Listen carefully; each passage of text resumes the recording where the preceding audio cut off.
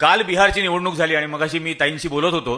30 सप्टेंबरला ज्यावेळेला बिहारची मतदार यादी क्लोज केली गेली त्या दिवशी आपल्या चू आयोगाचे म्हणजे मी त्याला आता हल्ली चू आयोग असं म्हणतो, काही लोक अंधश्रद्धेने त्याला चुनाव आयोग म्हणतात, तर या चू आयोगाचे जे प्रमुख आहेत अज्ञानेश कुमार त्यांनी 30 सप्टेंबरला पत्रकार परिषद घेतली, एक प्रेस रिलीज पण दिली आणि त्यात त्यांनी असं सांगितलं की बिहारमधल्या एकूण मतदारांची संख्या 7,42,00,000 आहे. त्यात आधी किती होते, वगळले किती, फॉर्म 6 नंतर ऍड किती केले वगैरे सगळं देऊन फायनल फिगर दिली 7,42,00,000. 11 तारखेला ज्यावेळेला मतदानाची दुसरी फेरी झाली त्या दिवशी निवडणूक आयोगाने त्यांची दुसरी प्रेस रिलीज दिली. या दोन्ही प्रेस रिलीज अजून तरी इलेक्शन कमिशनच्या वेबसाईटवर आहेत आणि दुसऱ्या प्रेस रिलीज मध्ये त्यांनी असं सांगितलं की 69% मतदान झालं. माझी अंधश्रद्धा अशी की 7,42,00,000च्या 69% म्हणजे 4,94,00,000 मतदान झालं. पण त्यांनी टोटल खालती दिली महिला पुरुष मतदार वगैरे, त्यांनी सांगितलं 7,45,00,000 मतदान झालं. आता 4,94,00,000 आपला हिशोब निघतो 69%चा, ते सांगतात 7,45,00,000 मतदान झालं आणि म्हणजे जवळजवळ